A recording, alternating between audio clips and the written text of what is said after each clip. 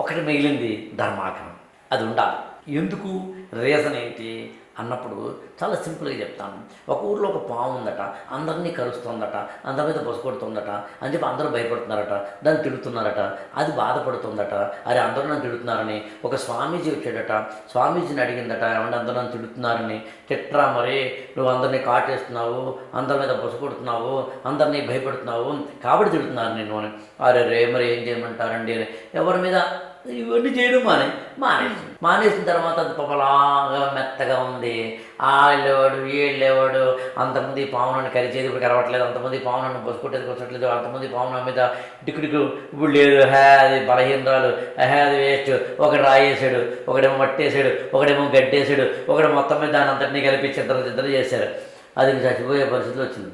మళ్ళీ స్వామీజీ వచ్చాడు 1 month 2 months చూస్తే ఏంటమ్మా లాస్ట్ టైం ఏమో మంచి మామూలుగా లేవు, అసలు గెలిచిన ఎమ్మెల్యేలా ఉన్నావు, ఇప్పుడు డిపాజిట్ కోల్పోయిన వాడు, ఏంది ఇది, బాధపడుతున్నావు ఏంటి, ఎంత అయిపోయావు ఏంటి, ఒళ్ళంతా రక్తం ఏంటి అంటే, మీరే కదా స్వామి కరవద్దన్నారు, బొసకొట్టద్దన్నారు, ఇంకోటి చేయొద్దన్నారు, అందుకు నేను ఎవరిని భయపెట్టడం లేదు, అందుకని నేను అందరితోటి మంచిగా ఉండడం మొదలు పెడితే మరి అందరూ ఏమో మీరు ఆళ్ళేస్తున్నారు అర్థం కావట్లేదు అంటే, అప్పుడు స్వామీజీ ఒక సూత్రం చెప్తానమ్మా, నేను కరవద్దన్నాను, బుసకొట్టద్దన్నాను, కానీ బుసల్ని నటించొద్దనలేదు.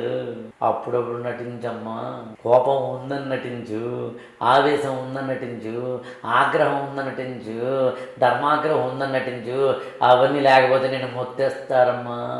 మెత్తగా ఉన్నవాడిని మొత్తుతుంది లోకం,